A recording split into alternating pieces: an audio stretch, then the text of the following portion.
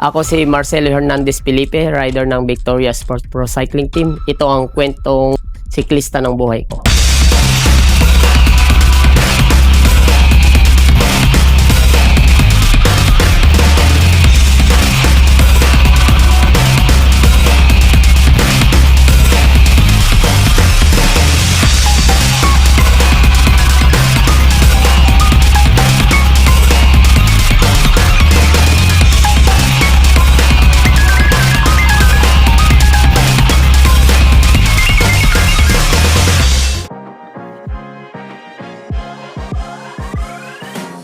Sa totoo lang, di ko naman talaga cycling ang hilig ko noong una. Nag-umpisa ako basketball hanggang nagkaroon ng karera sa amin sa barangay namin doon sa Llanera.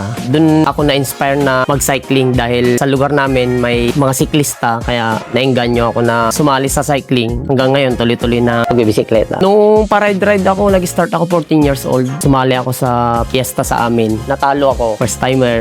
Doon na nag-umpisa lahat. Bale, ang unang bike ko, hindi sa akin yung bike, sa tatay ko yun. Regalo ng kamag-anak nila. Ginamit ko, tapos in-upgrade ko ng in-upgrade hanggang nasama na ako sa mga nagbibisikleta sa amin. Nag-start ako maging professional 2013 hanggang ngayon. Nung panahon ko, hindi pa naman uso yung 2020. Madalas kong salihan talaga ng puro piyestahan dahil dito sa lugar namin maraming mga pakarera. Dito sa Nueva Ecija, maraming mga siklista na malalakas noong araw. May lakas din talaga mga Nobosiano. Hindi naman ako yung malakas rumimati pero may pang-remate ako at may pang-ahon din.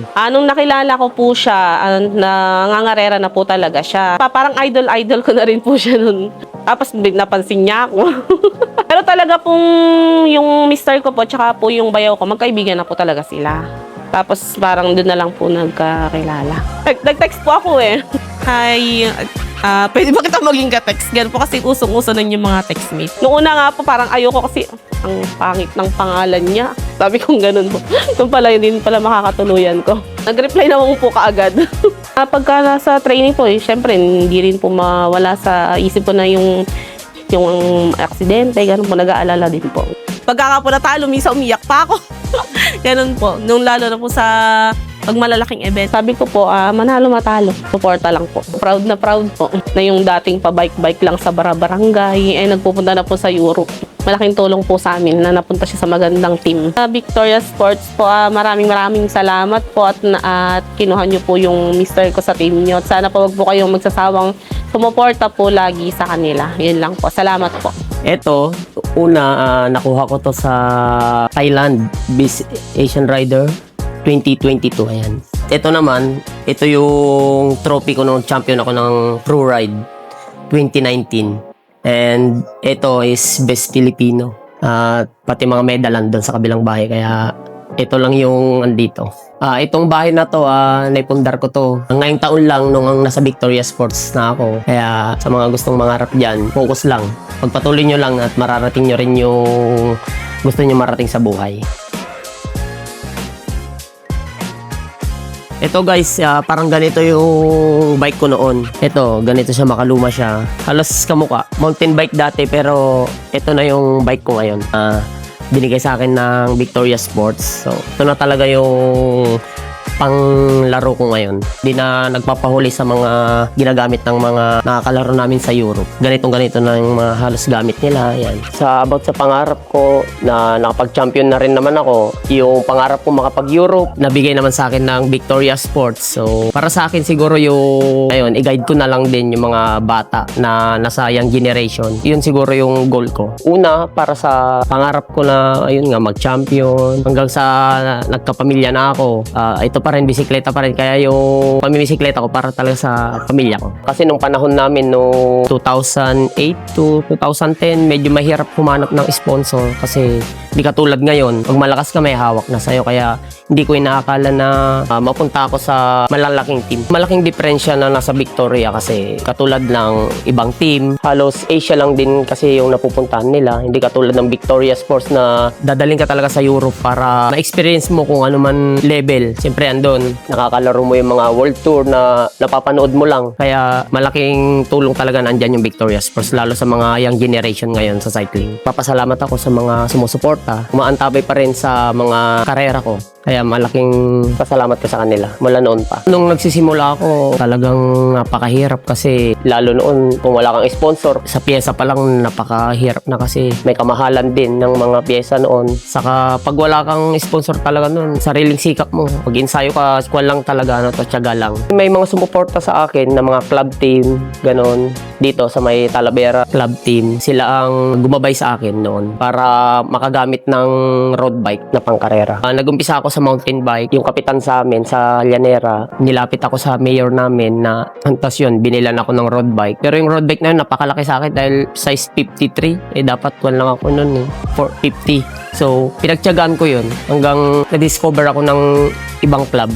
Tapos yun, doon na nag-umpisa lahat. Magulang ko noon, halos ayaw akong pag-biking kasi nga, syempre, bike-bike lang, wala kang mapapala dyan, ganun-ganun. Pero sa akin, di ako nagtumigil. Pinagpatuloy ko pa rin yung pangarap ko dahil yun nga, gusto kong mapunta sa malalaking team. Kaya pinagpatuloy ko yun. Ngayon, nirepresent ko na yung bansa natin, Pilipinas. Kaya masaya ako. Paborito ko syempre, hindi mawawala dyan yung nag-champion ako. Pro ride dito sa Pilipinas yun. Kaya yun ang hindi ko makakalimutan. At sa paborito ko naman na race dito sa Asia, sana makabalik ako sa Littor de Langkawi na Victoria team ang dala ko. Paborito kong panalo talaga yung pro ride. Siyempre, hindi ko makalimutan. Doon ako nag-champion Nahawakan ko ang individual champion, king of the mountain. Nag-second ako sa sprint, general classification. Kaya yun ang hindi ko makakalimutan. Then, ako yung best Filipino. Unang-unang nga, kasama ako sa mga club team. Andyan sina mga ex-pro rider na si Jay Tolentino, Orly Villanueva, Ray Martin, Bernard Luzon. Yun yung mga iniidolo ko dito noon. Sila Joel Calderon, Oscar Rendule. Yan yung mga professional kasi sa amin. Naging katim ko rin sila nung 2013. Naging katim ko rin sila. Kaya malaking pasalamat ko din sa kanila at ginaid nila ako.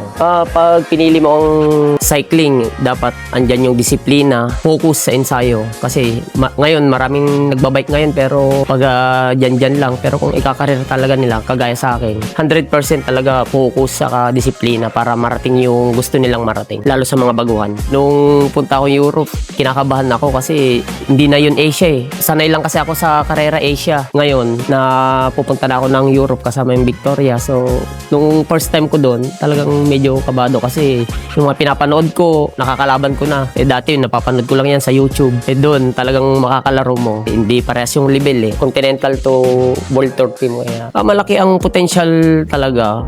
Lalo ngayon, andyan yung Victoria Sports. So, sa mga young generation na nasa team, malaking opportunity sa kanila yon para makakuha pa ng technique. Lalo ngayon, makabago ng cycling. So, marami silang makukuhang experience. Sa akin, at medyo may edad na, pero kaya pa naman. Papakita ko lahat ng best ko. 36 na tayo ngayon, medyo may edad na kaya.